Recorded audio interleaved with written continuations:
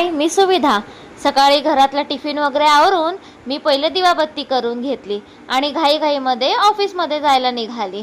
कितीही टायमावर निघालं तरी ऑफिसला जायला शेवटी उशीरच झाला, कारण का बाहेर प्रचंड पाऊस पडत असल्यामुळे ट्रेन्स 15 ते 20 मिनिटं लेट होत्या।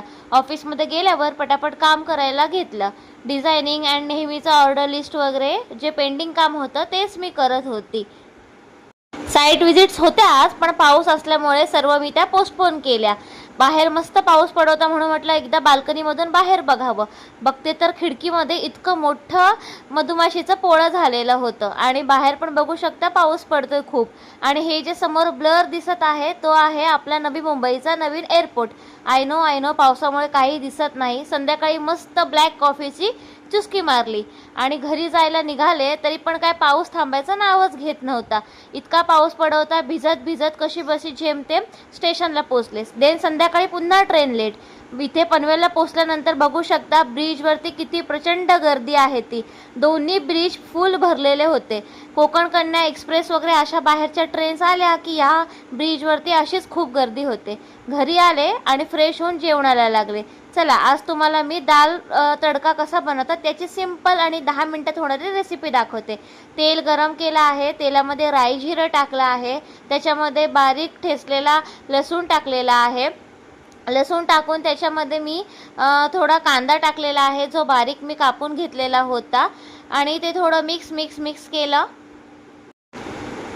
कांदा थोडासा लाल झाल्यानंतर त्याच्यामध्ये मी हिंग टाकलं, पाव चमच हळद टाकलेली आहे आणि एव्हरेस्टचा लाल तिखट टाकलेला आहे, काश्मीरी पावडर, आणि पुन्हा थोडंसं मिक्स करून घेतलं। त्याच्यामध्ये बारीक चिरलेला टोमॅटो टाकला आहे आणि बटाटे टाकलेला आहे। बटाटा हा ऑप्शनल आहे, आमच्याकडे आवडतो म्हणून मी टाकलं आहे। पुन्हा एकदा मिक्स करून घेतलं आणि त्याच्यामध्ये आमचा घरगुती जे लाल मसाला असतो तो मसाला टाकला आहे, चवीनुसार आहे, आणि त्याच्यामध्ये मीठ टाकलं आहे। मीठ टाकल्यानंतर पुन्हा एकदा थोडंसं मिक्स करून घेतलं आणि तुरीची डाळ मी बनवते। तुरीची डाळ 5 मिनिटं मी पाणी टाकून थोडीशी भिजत ठेवली होती। इथे मी कुकरमध्ये डाळ पण टाकली आहे आणि एकदा पुन्हा थोडंसं मिक्स करून घेतलंय। कुकर लावून कुकरला 4-5 शिट्ट्या काढून घ्यायच्यात, आपली डाळ मस्त शिजते। आणि इथे बघू शकता आपली यम्मी डाळ रेडी झालेली आहे।